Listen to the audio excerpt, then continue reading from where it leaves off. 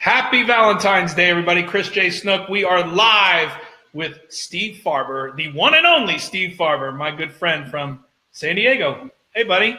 Hey, so great to be doing this with you, man. Man, it's been a long time and a short time. It's amazing how fast it flies. You look great, and I'm excited to talk about love and business with you, and not in a light kind of way, because I think as people that don't know your work become familiar with it, they'll realize exactly how pragmatic it is and how proven it is. But, you are one of the top leadership speakers around the world for the last, couple decades. Quick backstory on you. So for those who don't know who you are, I know you probably have a lot of people that watch this that do, but for those who don't, quick backstory so that we have context on who you are. And then let's just dive into what Love's role is in business, and from a leadership standpoint, how we operationalize that, because that's the real purpose. Yeah, that sounds great. So, first of all, let me just say I've been, as you know, and as you just mentioned, I've been doing this kind of work. And by this kind of work, I mean leadership development. Speaking is one modality of it. I do a lot of speaking at conferences and companies around the world.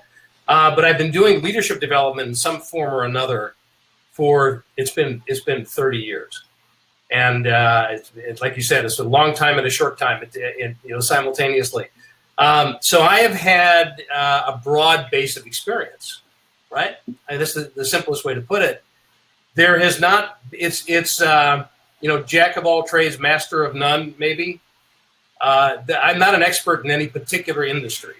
What I've developed my expertise in is the human side of business, right? So what that means is I've had exposure to just about every kind of company and industry that you can think of over the years. And what that's done is it's given me, as I said, a very broad perspective and an opportunity to say, okay, what are the things that really work regardless of the kind of company that it is, regardless of the kind of business that it is? So that's really been my focus.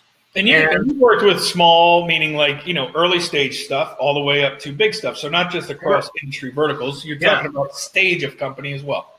Exactly. And in any given week, I will see that range. So I spoke recently to a small association of construction specifiors. So I don't know what that is. These are the people that work on, specs in construction firms and architectural firms and all that. I said, wow, that's cool. I do a lot of work in the construction industry, but there's that small niche.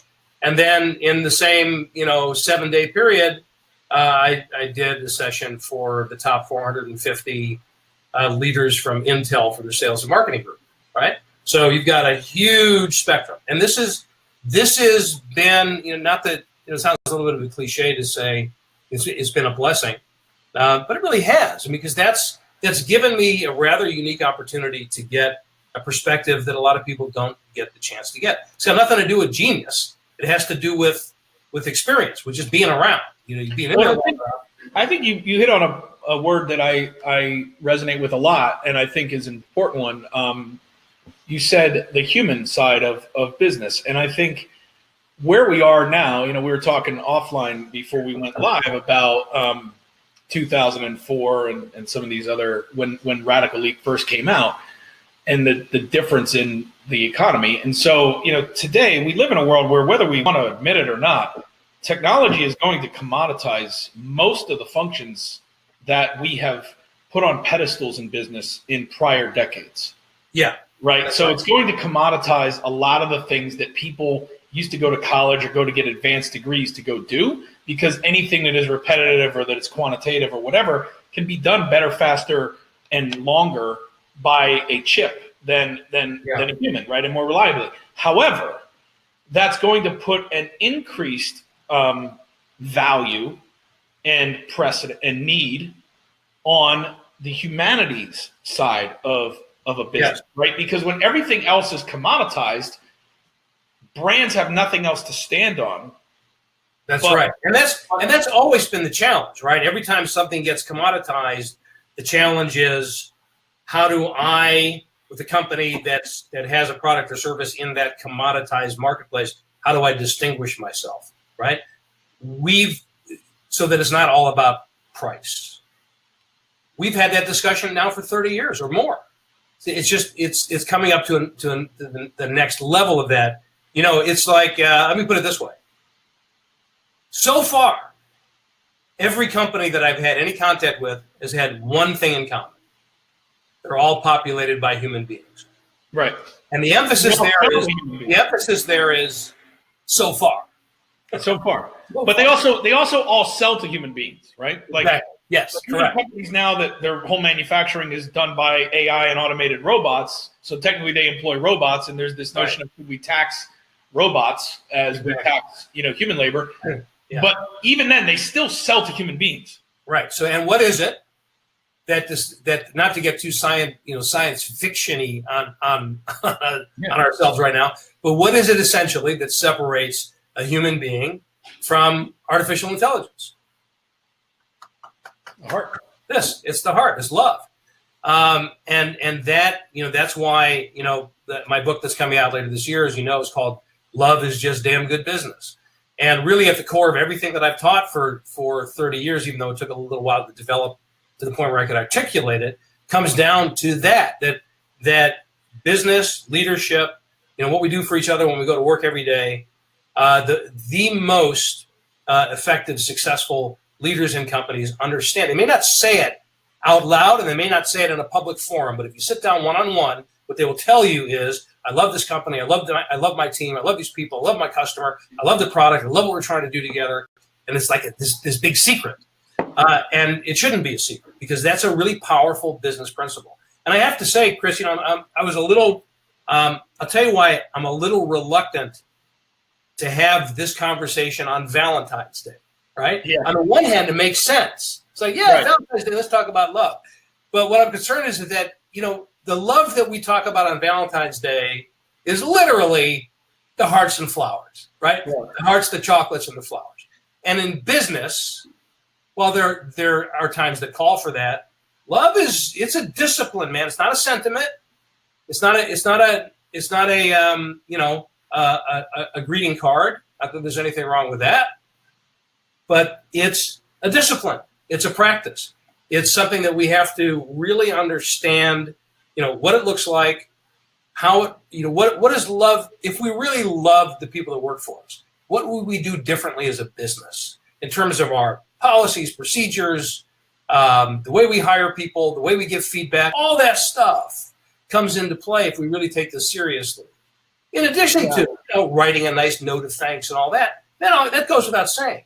This is about operationalizing love, which sounds on the surface almost like some kind of a weird oxymoron, but that's really where the magic happens. You hit it on the head, though. That's why, and the marketer in me did it on Valentine's Day because it was an easy hook and it was smart. But the business pragmatician of me, and I know this about you, did it as the polar opposite, right? So in other words, do it on a day that celebrates the noun of love so that we can have the conversation around the verb of love or the discipline of love. And I think that's what, I resonate that 100%. My father always said that love's a verb, not a noun. And that's what you're talking about is in my business, how am I going to make love a verb? It's an action that we measure daily. What does that look like? Yeah. And it's not all hearts and flowers because any relationship worth having has days that are everything but loves and flowers. Yeah. And there's one of your phrases, I don't want to take it from you, but you use it I've seen it in a couple of your keynotes or video or something where you talk about what love allows you to do with a client about their building or something. I don't know. Oh, yeah. It's one of my all-time favorite quotes from an engineer in an audience, where I was speaking quite some time ago. I was talking about love, to an audience of engineers, which was a little nerve-wracking at the time. I didn't know if that was going to resonate with the stereotypical engineer, right? Which is, the engineer stereotype is I'm an engineer, I don't do that people thing, right? That California touchy-feely hoo-ha crap. Yeah. So that's what I was nervous about. And I talked about love and this group, and I got an email from this guy afterwards, and he said basically I heard what you said about love, and this is what I've been telling my guys this since the day I became a manager 10 years ago. You said, I've told my technicians to make the customer absolutely love you, as in take you home to dinner, love you, meet the wife and kids, love you, because if the customer loves you, you can blow up their building and they'll say, accidents happen. Right. Yeah, it's so true, though. I mean, it's so true, and I think the most obvious brand that has done that, and I'm a fan. I'm not saying this isn't a plug. They have it right on their planes. Is Southwest has always led with the heart, and it's also their stock exchange symbol, L.E.A.P. Yeah, and what's ironic is and maybe you have a different opinion on this because you speak this to leadership groups and teams everywhere all the time, and you've been doing it for 30 years. It's like, I feel like sometimes people look at that and they point and they go, look at that company, versus looking at, we could do that too. In other words, instead of idolizing one company, right? I think about it the same way as I think about the Patriots. I'm not a Patriots fan, but why every NFL team in the planet hasn't just spent all offseason reverse engineering everything they do and copying it? It makes zero sense to me. Yeah. So I hear what you're saying. It's that's part of their brand. Yeah. So the Love airline, that's part of their brand. Isn't that nice that they can do that? And then along with that is, there's not really an expectation that they actually do that. It's just part of their marketing. Right? That's easy to dismiss it that way, as opposed to saying, how can we do that here? Right. In a way that's congruent with who we are, with our brand image. Unless our brand image is we hate people, then there's a place for this, right? And then of course Subaru, right? I mean, Subaru's been using love as part of their marketing campaign for a long time, but that's what we see. We see it as marketing. So, for example, I mentioned greeting cards earlier. American Greetings, an iconic U.S. company, right? Greeting card company is where they started. $1.8 billion company. President and CEO is John Beater. He's actually going to be speaking at our event here in San Diego next week. ExtremeLeadershipExperience.com. Check it out. Plug that, right? Yeah. That's next week, February 21st, right? Something like that. Yeah, and there's a live stream for it too. So by the way, I didn't know that until 5 minutes ago. So this was not canned. I didn't know that. I looked it up. That's next week. We'll have to plug that. Shows you how good of a marketer I am. That's right. Well, that's why you said yes to me. That you didn't know. I'll do it on the 14th. No problem. So anyway, if you look at American Greetings, if you look at their mission as a company, in part, it is, in their words, to create happiness, laughter, and love. Okay?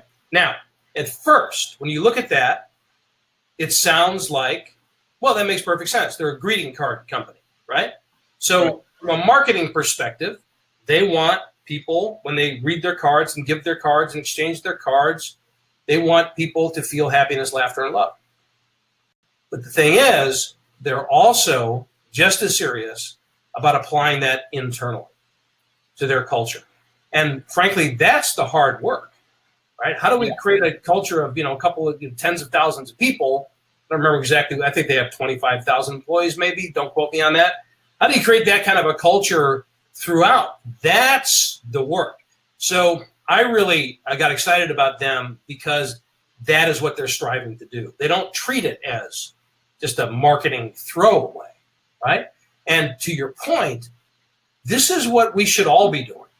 And what I mean by that is to ask the question, what can I do as a business person, as a leader, as an entrepreneur, as a corporate employee, whatever it is? What can I do to make this experience of coming to work here something that I love, if I don't, and that the people on my team and around me love to be in? And most important is really kind of the starting place for this is, how do we create a product and service that our customers are going to love? Yep. Because if anything short of that does not give us the competitive advantage that we need as a company, if they don't love us, there's no greater likelihood they're going to stick around, right? Right. So here's the logic. We want our customers to love us. The only way to really do that in a meaningful and sustainable way over time is to create a culture that people love working in, and I can't create that culture or contribute to that culture unless I have that myself first. Right. So it all becomes very personal very quickly. It's not just about marketing to customers, and yes, it is. Ultimately, that's where our success as a business is going to come from, is the money in the door. I mean, bottom line, I suppose. But the way to get there is to start here and expand that in a very concrete, tangible way. And by the way, that looks very different. The framework to do that. Because this is a good tee up, but we want to operationalize this. And for those tuning in, we want to talk about. So last week I had Jean Bliss on, and Jean Bliss has a new book out called "Would You Do That to Your Mother?" Jean and I, we talk a lot about her works on customer experience in digital sense, because our experience marketing framework really talks about how to create a common nomenclature and a common playbook that when you say customer experience and putting that customer in the center of your business model, what does that mean and how do you operationalize that? But what we also say is you need frameworks for measuring how well you're doing. And from a cultural standpoint, what she says, and I agree with, is that the first customer of your business is the teammate, the employee, right? The internal customer.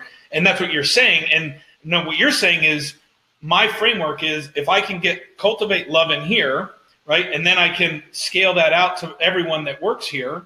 And I know one of your phrases is, do what you love in the service of those who love what you do, right? To actually make that like a real thing. Let's talk about the 4 prongs of LEAP, which is right behind your head. Yeah. So that for those who aren't familiar with it, they kind of understand what the framework is. And we can talk about, where love plays its biggest role. Yeah, great. So just step back for a minute and put it all in context. So there's this body of work that I've been developing for decades now called Extreme Leadership.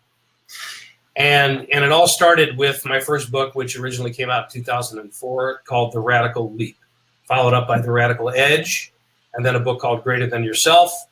And then, later this year, as I said, Love is Just Damn Good Business.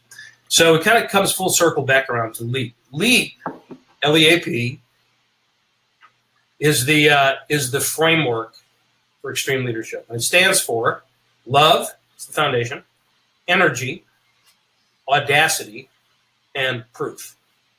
Cultivate love, generate energy, inspire audacity, provide proof. Love is really the foundation of that whole framework. So another way of saying it is love generates energy, love inspires audacity, love requires proof.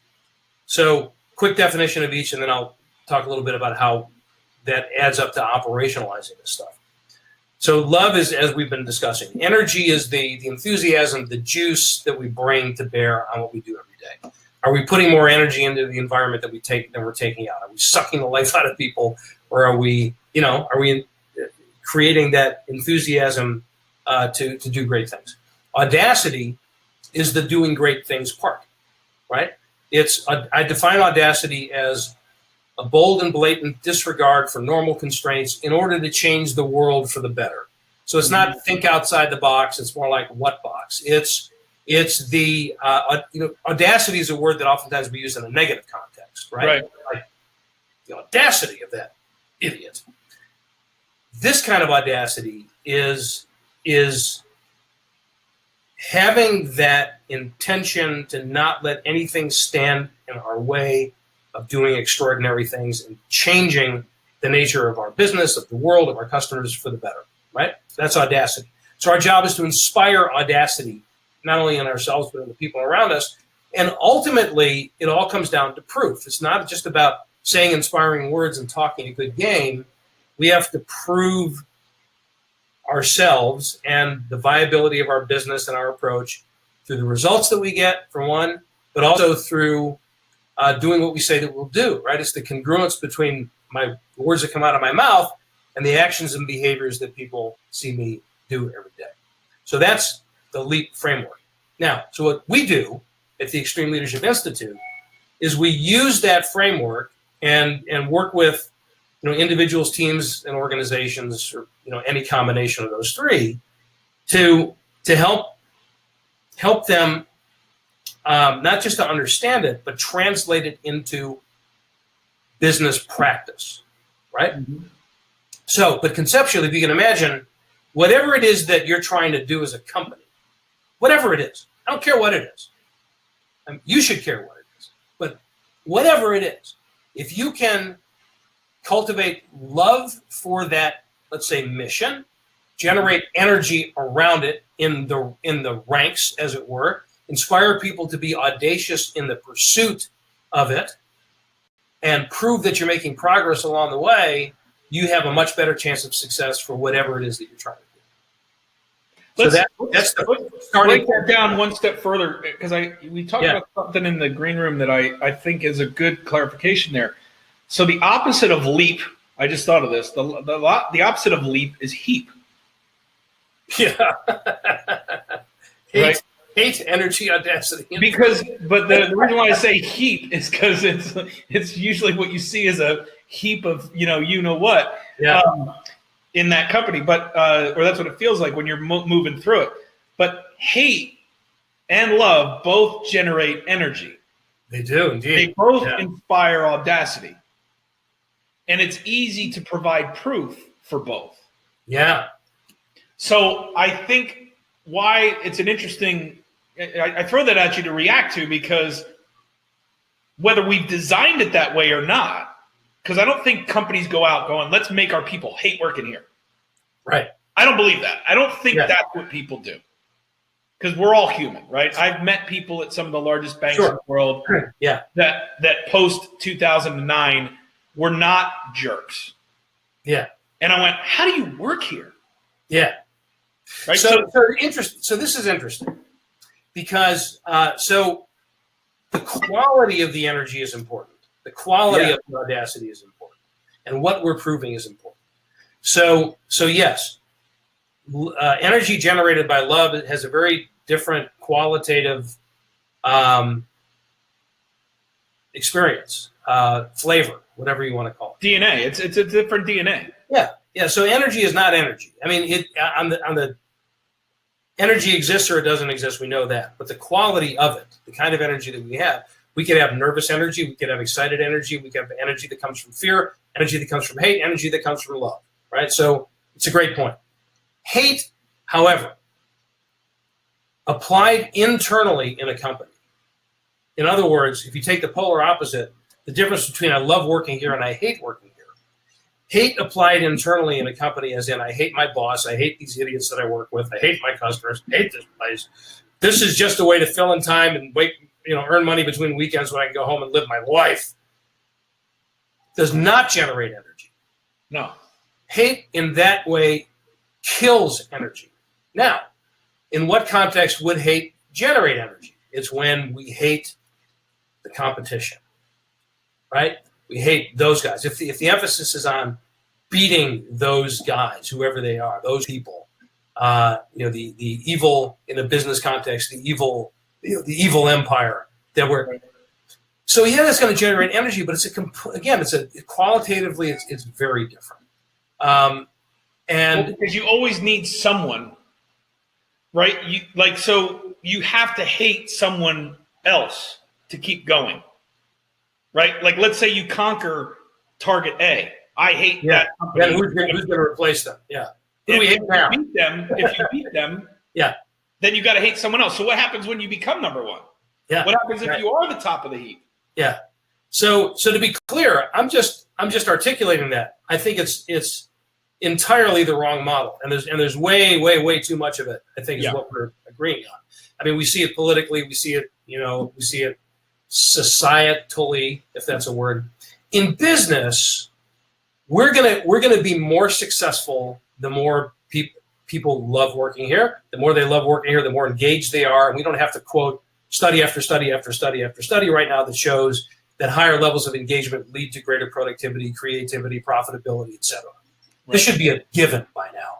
What we're suggesting here is that if you want to amp that up, create an environment that people love working in, because love is, by its nature, it is creative, whereas hate is destructive. So we want to be innovative. We want to be creative. We say that all the time, right? Well, this is at the foundation of how we do it.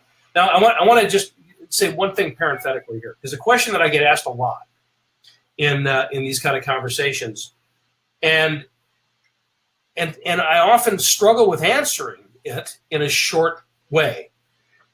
Is okay. So what? Give me an example, Farber, of love in business.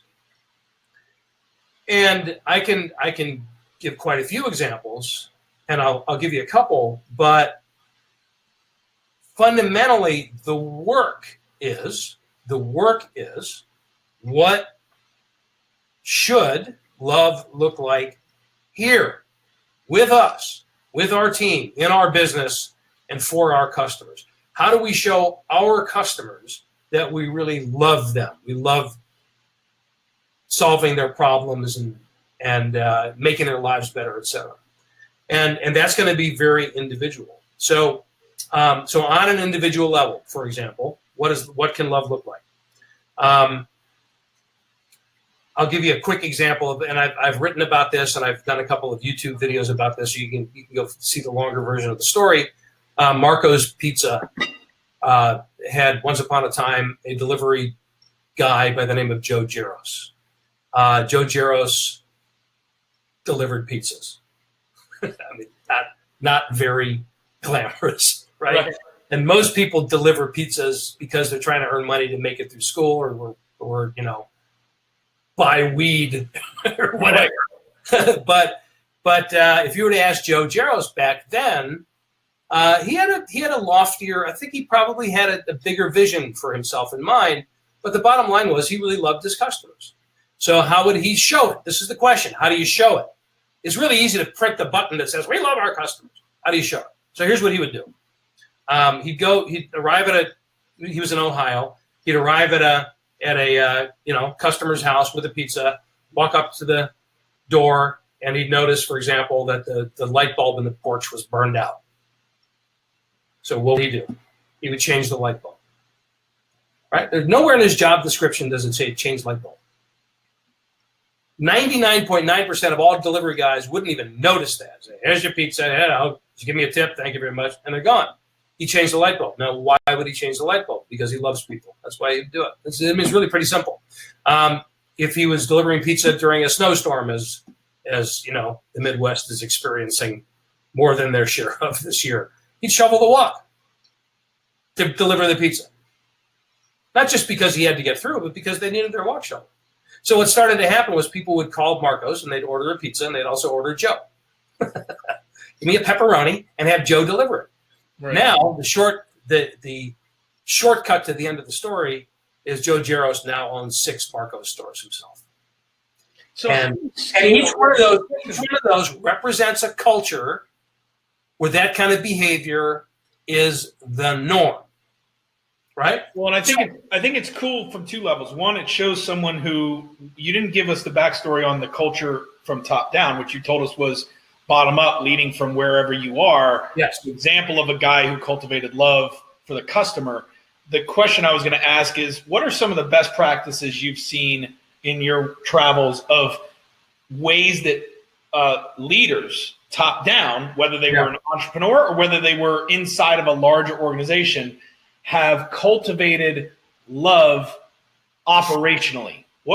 We think about perks, right? Massages, Google giving you free meals, and that's like almost commoditized to the point where now that's an expectation, but doesn't cultivate love. It just almost becomes a benefit to get me to work longer hours, right?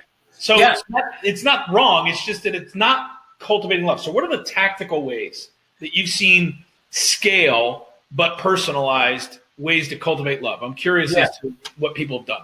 Yeah. So first of all, those Google-esque, Silicon Valley-esque sorts of enhancements to the environment are great. They're great. I mean, there are companies that encourage people to bring their dogs to work. There's that all falls in the same category. The nuance there is, why is it being done? People get a sense of why it's being done.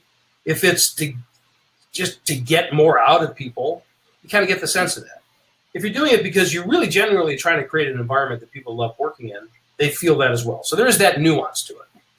But that particular approach would not work in every company.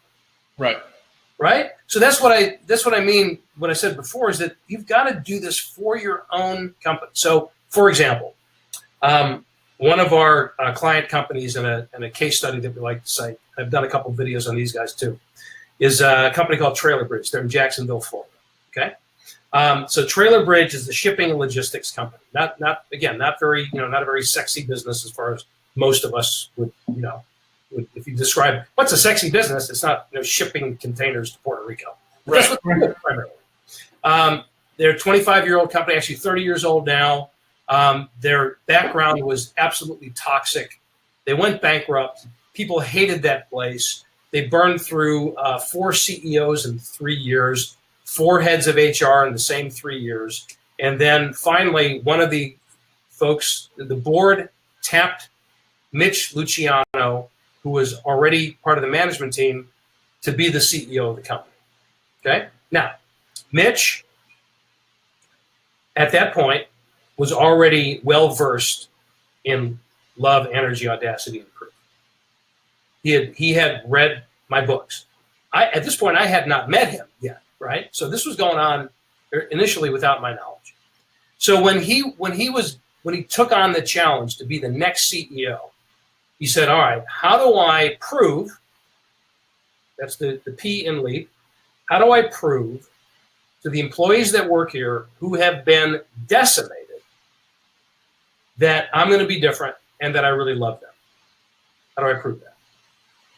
What are the behaviors that I can engage in, the changes in the environment that I can make that will prove that? So the first thing he did was, he said, I will not take the title of CEO until you think I deserve it, employees. Now that's symbolic on one hand, but it's a very powerful statement, right? Because remember, they'd been through 4 CEOs in 3 years. There was a lot of title didn't mean anything anyway at that point. It's like, yeah, here it comes. Actually, it does. It meant a lot. It meant, okay, here we go again. Right. Oh, yeah, true. Right. Here comes the next jerk to run this place into the ground. So he said, I'm not taking that, but I will take it once, in the future when you feel I deserve it. And then he said, this is a relatively small company at that time. They're growing like crazy now. Not to skip to the punchline too quickly, but they're more profitable than they've ever been. Number 2 best place to work in the city of Jacksonville, growing like gangbusters. Now, back then, what he noticed was we're a small company and everybody wears name tags. Why? Right. Well, because we don't know each other's names. Why? Because we don't care about each other, let alone love each other. So what he did operationally was he and this is what at the time probably seemed like tough love. He got rid of the name tags. No more name tags. Learn each other's names. And in that same spirit, he looked at the office, it was kind of this big kind of bullpen area, cubicle city, right? Yep. And the cubicle, partitions were way up there. So everybody was in their own little isolated space. So he said, I want people to spend time getting to know each other, which means they got to be able to easily look into each other's eyes. So he had all the partitions lowered in the office to facilitate that. Now, for some people, that wouldn't be love. That would be annoying. But in that place, in that time, for their needs, that was necessary. So he did things like that. And then, of course, how they hire people, the kind of people that they hire becomes really important. So one of the things that started to happen as these changes took hold and people began to sense that, oh, wait, he's not just playing around with symbolic gestures. He means it. He knows my name. He knows my name. He wrote me a birthday card. I go into Mitch's office and I say, hey, Mitch, can I have 5 minutes? And I know it's going to be a half an hour. And he knows it's going to be a half an hour. What does he do when I walk into his office? He turns his computer off. He turns his chair around. He says, sit down. And he talks with me for a half an hour. Right? So all these things begin to add up. Mm-hmm. And what happened, among other things, as I mentioned a minute ago, more profitable than they've ever been, growing like crazy, and They're even down into the weeds, like what does it cost to maintain and retain new talent in most companies? Very expensive, right? They have reduced their recruitment costs to virtually nothing because guess who's doing the recruiting? Their employees. Right. That's what you do when you love working someplace. You say, hey, you should come work here, man. So they've actually trained their employees on the kind of qualities we should be looking for in new hires, and then they give them a spiff of some sort. They, refer an employee and they come to work there. They get a little bit of money for it, but that's not their motivation. Their motivation is let's build our team because it's such a great place to work. Well, I think it's a great example tactically because, culture I've always simplified down to nothing more than group habit, right? And so what you just hit on was he came in and he said, how do I prove that I'm going to cultivate love? How do I prove that?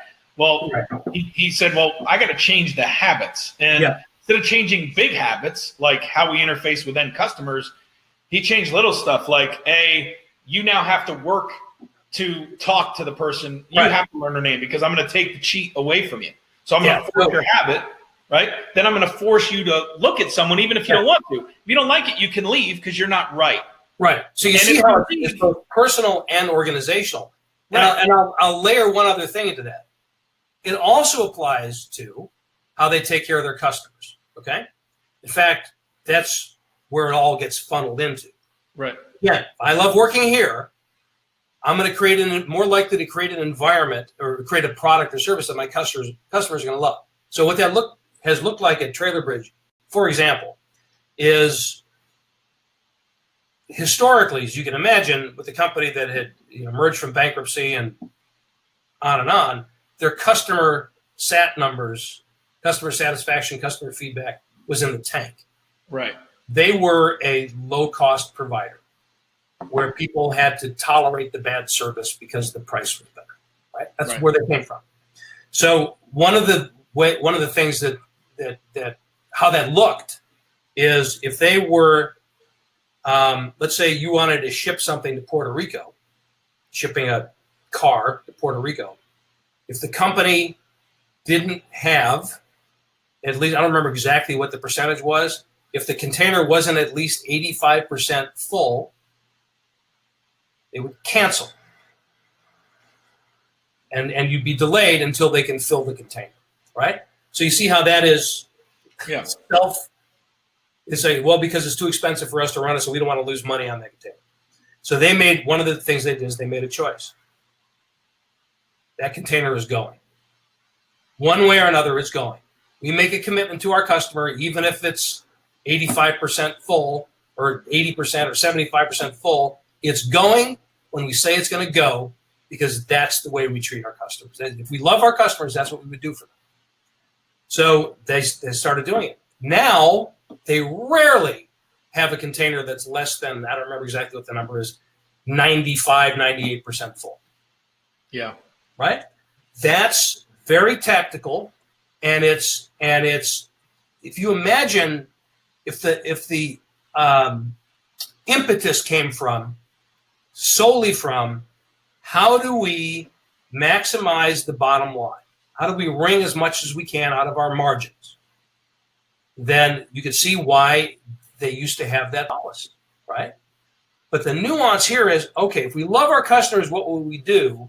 And doing that with the faith that is going to come back to us at that very level, that bottom line productivity, profitability, maximizing margin level. And sure enough, it does. It just does. It's such a great. So let me kind of how it's landing on me, because I think for people that are listening to this, it may be landing on them this way, and so hopefully this is just more validation or nuances of the way you explain it. Like, it's a perfect example of these four things in action, right? So it starts with the leader saying, despite knowing I'm going in against an unwinnable situation, 4 failures in 3 years, and now I'm the 5th guy, right? I'm going to cultivate love, and I got to start with how I'm going to prove that. Okay, remove this, lower that, right? Treat people like human beings, and then generate the energy around that's cool, that feels right, that that feels personal to me. So internally generate that, weed out whoever doesn't resonate with it.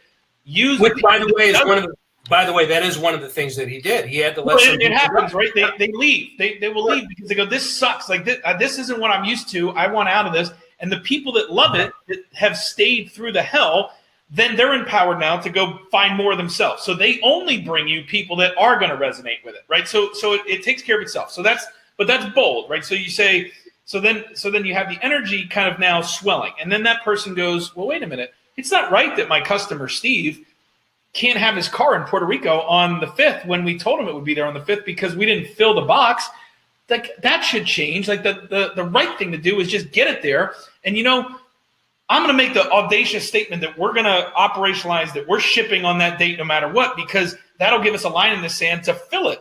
And if we fill it, we'll still be a low-cost provider, but now we'll ship on time, so we'll be reliable and low-cost, which is a competitive advantage. And then that should provide us proof over time that we'll be full more often than empty, which will mean more profitable. That was bold and audacious because the energy was there. That was one hell of a summary. It's exactly right.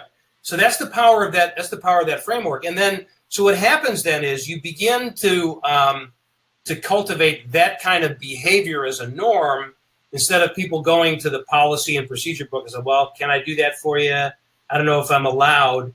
So, for example, they had a customer who had shipped a pickup truck from, I believe it was, from Puerto Rico to Florida. He went and picked it up, picked up his pickup at the dock, started driving it home, and his truck broke down on the highway. So he called Trailer Bridge and said, I don't know if there's any way you guys can help me, but I just picked this up and I'm stranded on the highway. They sent 3 of their mechanics to go rescue this guy, jump him, tow him, get him where he needed to go, because that's what you do for people, right? When you love them. And the guy, he wrote this. I actually read the note that this customer wrote to him about how you guys sent angels. You sent angels to rescue me from the highway. Whereas most companies would go, well, that's really not what we do. We don't, you have a AAA card, that'll be your best bet. Yeah. I think that as we wind up this, this has been a great case study, and I want to kind of finish on it. I think it illuminates the pragmatism and the ability to implement this in small ways that become very meaningful ways. And so I think it's been a perfect example for today. The thing I tell people all the time is marketing has a function, and the marketing department is an important department. But in the age of more and more transparency, right, in the age of an empowered customer, the reality is that every division of this company is now in the marketing department.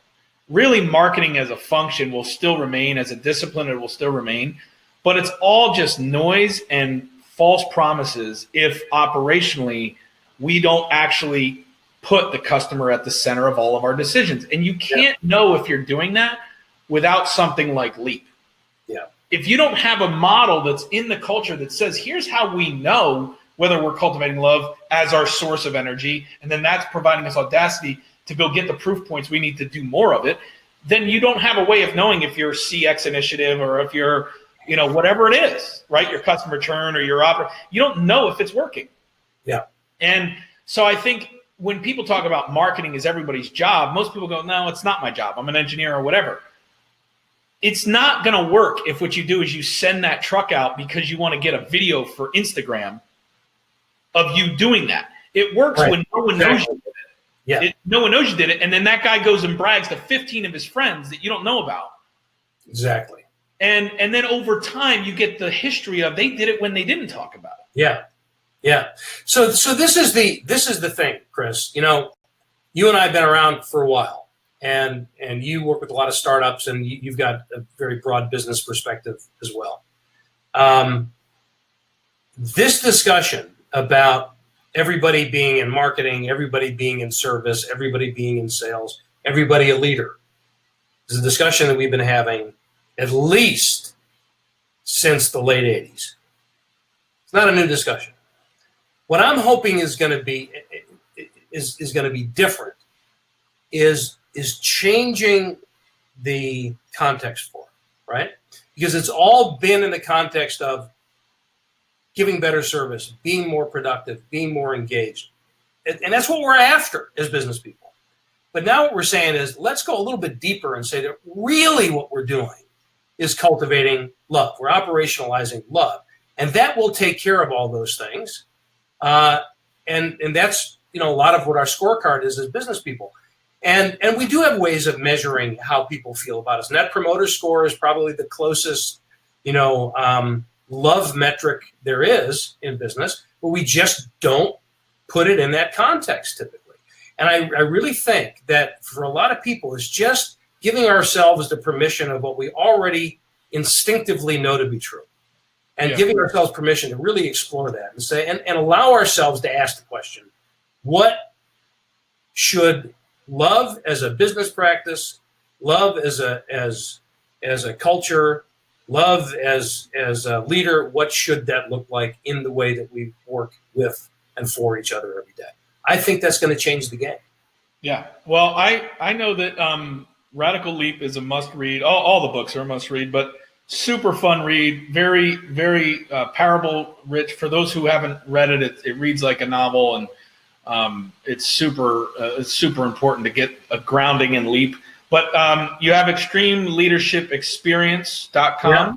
Yeah. So that's so the conversation that we've been having here, Chris, next week, February 21st to the 23rd in San Diego, we're bringing together, 100 plus extreme leaders. So for example, Trailer Bridge, Mitch Luciano will be there. He'll be there speaking to the group and doing a Q&A session and having a discussion. He'll be there for the whole event, actually. And then we have some, notables like Stedman Graham coming to speak. But lots of people, essentially, who are practitioners of what we've been talking about. Well, and I think what's cool is there's an event here, but for the evergreen side of this on YouTube and things, this is a community that you've cultivated of practitioners, of leaders that are practicing this across the enterprise level of middle market to large enterprise to startup. And so I think, stevefarber.com, best place to connect with you, I would assume. Absolutely. New books coming out in September. So, follow Steve and, make sure you get a copy of his existing books and the new one. I think the timing is going to be very serendipitous for you. I think we're moving into contextually the end of a 25-year cycle, and with technology kind of being where it is, this focus on the human side of things and empathy and all this stuff is not just becoming buzzword. It's kind of core to what people are missing. And so I think, the 30-year body of work that has been, kind of built. This isn't a new idea, like you said. This is just an idea whose time I think is finally coming. I hope, anyway. I hope for humanity, and I hope for business at large that Leap gets broadly distributed into a lot of organizations on a global basis, and I believe it will. I think you've put in a lot of years to get it to a point, and I know you've got the energy to keep pushing. So I wish you very best, friend, and thank you for joining us today. And there's one reason I have the energy to keep doing it. Because you love it. I love it. Thanks, man. This is really good. Right. Thank you. Thanks, guys. Thanks for tuning in.